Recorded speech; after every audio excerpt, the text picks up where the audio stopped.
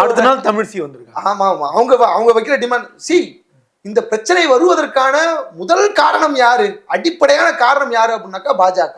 எப்படி எப்படி NULM ஆமா அப்படின்ற அந்த திட்டத்தின் கீழ் பணி செய்து கொண்டிருந்தவர்கள், இந்த திட்டத்தின் கீழ் பணியில் இருந்தவர்களுக்கு இது இந்த திட்டம் தான். இந்த திட்டம் காங்கிரஸ் பீரியட்ல 2013 கொண்டு வரப்பட்ட திட்டம்.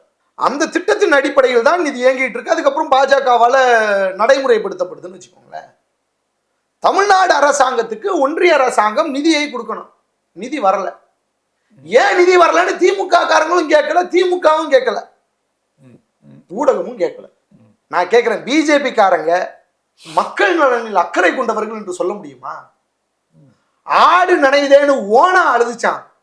எப்படி ஆடு நினைக்கிறது அப்படின்றது ஓனாய் அழுதுச்சான். அந்த கதையாட்டம் இல்லையா இவங்க அழுகிறது? திட்டத்துக்கு நிதி கொடுக்க வேண்டியது இவங்க, நிதி கொடுக்காத தப்பு இவங்களது. அதை பத்தி பேச மாட்டாங்க.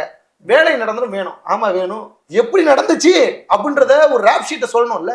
இவங்க என்ன பண்ணணும், நேரடியாக இந்த பூண்டு சாப்பிடாத, இஞ்சி சாப்பிட மாட்டேன் என்று வெளிப்படையாக ஊடகத்திற்கு முன்னால் பேசக்கூடிய இந்திய தேசத்தினுடைய நிதி அமைச்சர் நிர்மலா சீதாராமன் கிட்ட போயிட்டு கேட்கணும். டிகிரி முடித்து வேலை தேடுபவரா? உங்கள் ஊரின் செய்தி சேனல் உரிமையாளராகி சமூக வலைதளங்களில் மாதம் 1 லட்சம் வரை சம்பாதிக்க தங்கமான